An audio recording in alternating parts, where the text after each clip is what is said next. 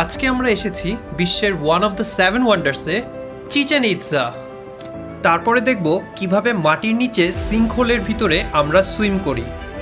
আর Mexico শহরের ভিতরে Spanish একটা সিটি দেখব যার নাম হচ্ছে ভায়াদোলিড। আমরা এখন আসছি আমাদের ফার্স্ট স্টপে, ভায়াদোলিড টাউন। এই টাউনটা যখন স্প্যানিশরা ছিল এখানে দখল করে রেখেছিল, তখন ওরা ওদের মতো করে বানাতে চেয়েছিল, যে কারণে এই টাউনটা ভায়াদোলিড এটা এক্সিস্ট করে দুইটা জায়গায়, একটা হচ্ছে স্পেনে আর একটা হচ্ছে এখানে মেক্সিকোতে।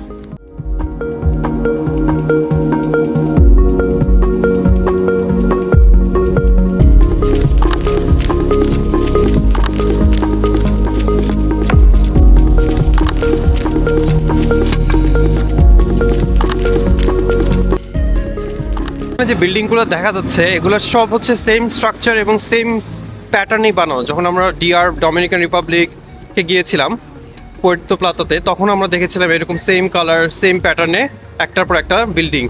এই টাউনের আরেকটা ট্রেডিশন হচ্ছে এখানকার মহিলারা ওরা সাদা ড্রেস পরে এবং ফ্লাওয়ার এমব্রয়ডারি থাকে নেকের এখানে গলার কাছে।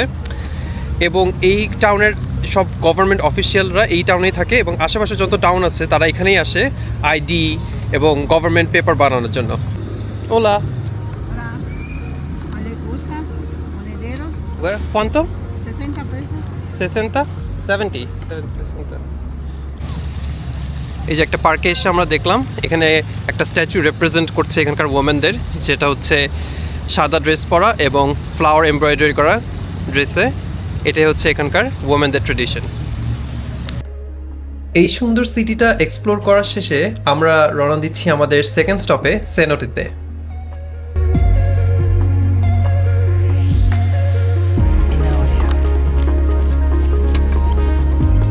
আমরা এখন আসছি সেনোটেতে। সেনোটেতে ঢুকতেই ওখানকার লোকালরা মায়ান ট্রেডিশন দিয়ে আমাদের সবাইকে ওয়েলকাম করলো।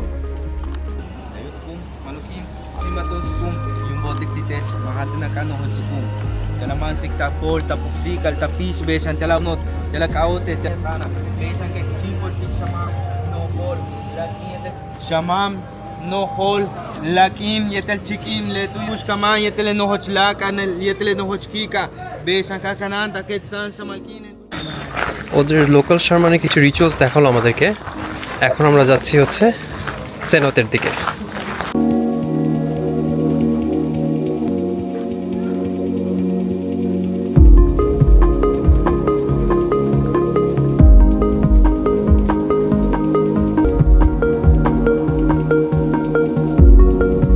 সেনোটেস মানে হচ্ছে সিঙ্ক হোল। সো আগে যখন লাইমস্টোনের লেয়ারটা থাকে ওটা যখন আস্তে আস্তে ক্ষয় হতে থাকে, ডিকে হতে থাকে, তারপর ওখানে পানি জমে ওঠে এবং পানিটা খুবই ক্লিয়ার হয়। সো এই সিঙ্ক হোলটাকে বলা হয় সেনোটে। আর এই সেনোটেতে যেতে হলে ভেস্ট ম্যান্ডেটরি, লাইফ ভেস্টটা খুবই ম্যান্ডেটরি। সো আমাদেরকে এরকম টোকেন্স দিয়ে দিল, যেটা এখন আমরা এক্সচেঞ্জ করে ওই লাইফ ভেস্টগুলো নিব। আর এটাই হচ্ছে অসম্ভব সেই সুন্দর সেনোটে। হাজার হাজার বছর আগে মাটির নিচে লাইমস্টোন ভেঙে যায় এবং সেই জায়গায় বৃষ্টির পানি জমে এক ধরনের গভীর লেক তৈরি হয়। আর এই হোলটাকেই, গর্তটাকেই বলা হয় সেনোটে। নিচে নামাটা একটু স্কেরি হতে পারে অনেকের জন্য, কজ হচ্ছে এটা একদম সেই উপর থেকে নিচে নামতেছে। যাদের হাইটে একটু ভয় আছে তাদের জন্য একটু এটা ভয়ঙ্কর লাগতে পারে।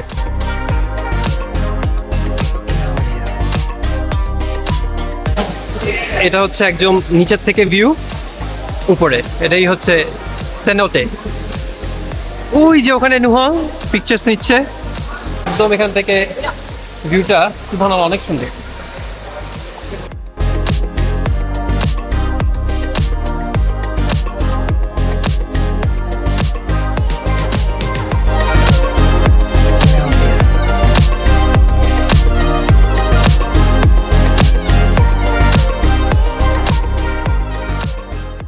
এই সেনোটেতে ডান করার পর, ভিজার পর এখন আমরা উপরে আবার চলে যাব, আমাদের গাইডের সাথে দেখা করবো, ওখানে লাঞ্চ করবো, পর আমরা যাব ওয়ার্ল্ডের one of the seven wonders দেখতে।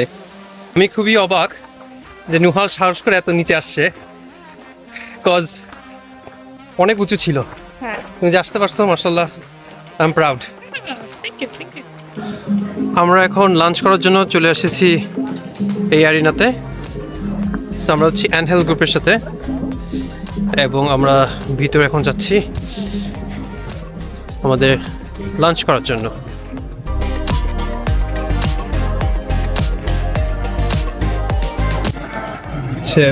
Pasta, potatoes, pasta, rice, beans, veggies, chips, and এই যে নোভাল বানিয়েছে তার plate. This is chaitas, right? Chaitas, which is also a vegetable. আর ওগুলো হচ্ছে সব মিট। চাইটাসটা ভালো, ক্রিস্পি, একটু অ্যাক্টিভিটি করার পর যে কোনো খাবারই অনেক মজা লাগে, সেটা আমাদের ভালোই লাগতেছে। পেট ভরে লাঞ্চ করার পর একটা সুন্দর গার্ডেনের ভিতর হাঁটতে হাঁটতে আমরা রওনা দিলাম আমাদের নেক্সট বেস্ট স্টপের দিকে, চিচেন ইৎজাতে।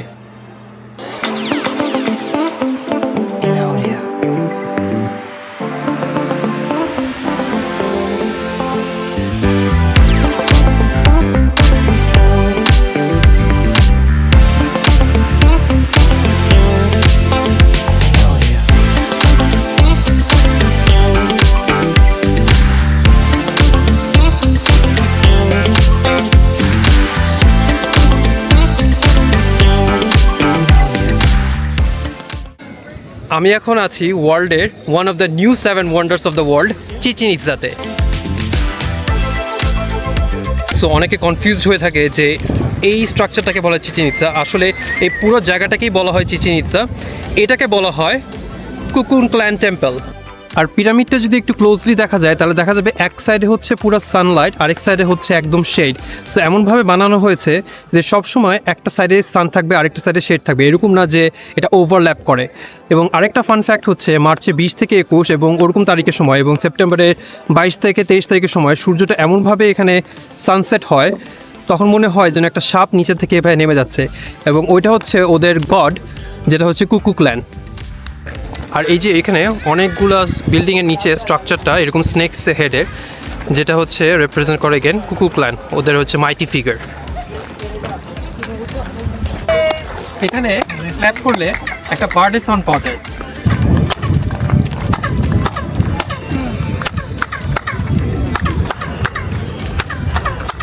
এই বার্ডের সাউন্ডটাকে বলা হয় কেটসেল বার্ড, যেটা হচ্ছে মায়ান কালচারে বলা হয় সিম্বল অফ ফ্রিডম।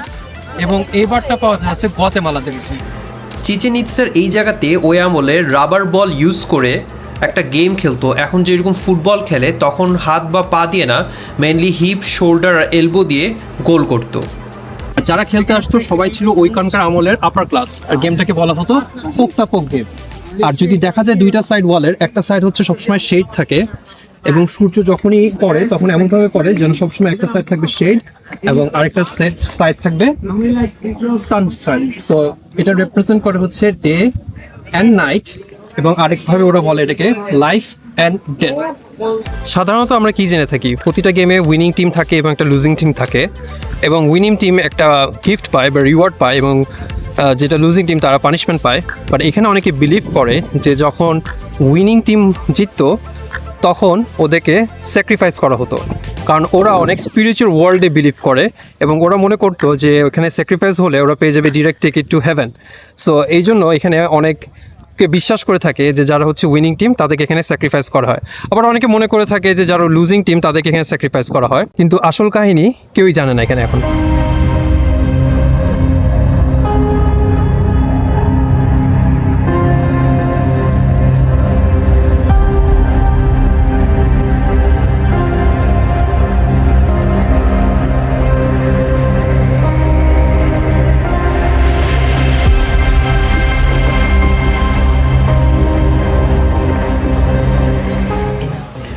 চিচেন ইৎজার এই ব্লগ আপনাদের ভালো লেগে থাকলে please like, comment and subscribe.